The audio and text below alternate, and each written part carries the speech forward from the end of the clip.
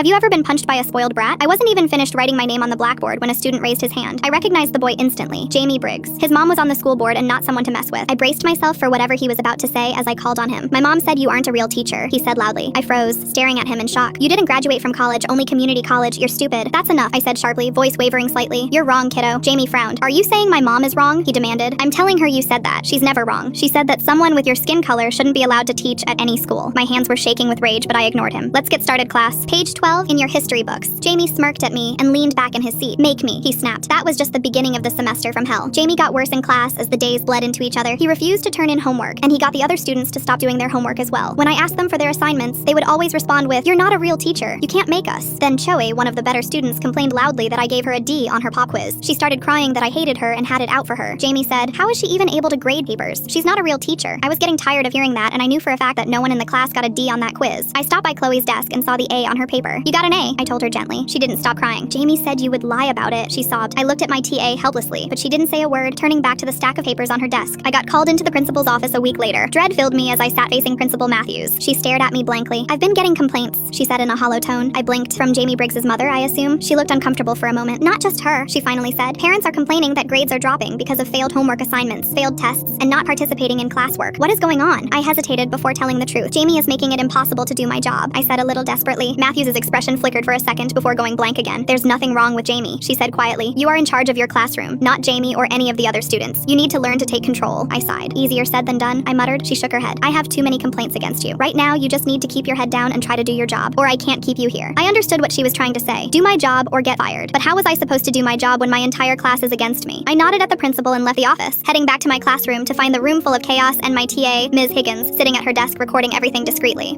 I was about to move toward my desk when Jamie suddenly came up to me and punched me hard in the stomach. I bent at the waist, breathing heavily and gasping for air as pain traveled through my body. Silence immediately fell as everyone turned to stare. I managed to straighten up and hold my belly with one of my hands. "Office," I snapped at Jamie. "Now," he smirked. "You can't tell me to do anything," he announced. "You aren't a real teacher." "So you've said," I said coldly. "But hitting someone like that is never okay. What are you gonna do about it?" Jamie challenged. I glanced at Ms. Higgins to find her making her way toward us with her phone in her hand. "I have it all on video," she said quietly. "Every unkind word you've ever said to anyone. All the racist things you said to other students and other staff members." She shot me a sheepish look. "You weren't the only one he's harassed. I'm calling the principal down here and she can decide what to do with you and your bullying." Jamie paled as he realized he was finally getting consequences for his actions, and he couldn't talk his way out of it this time. Tears filled his eyes. "Please," he begged. Ms. Higgins shook her head. "You've gone too far. I expect your mother will probably lose her seat on the board because of her enabling you." Jamie started crying loudly when she said that. I almost felt sorry for him. Almost.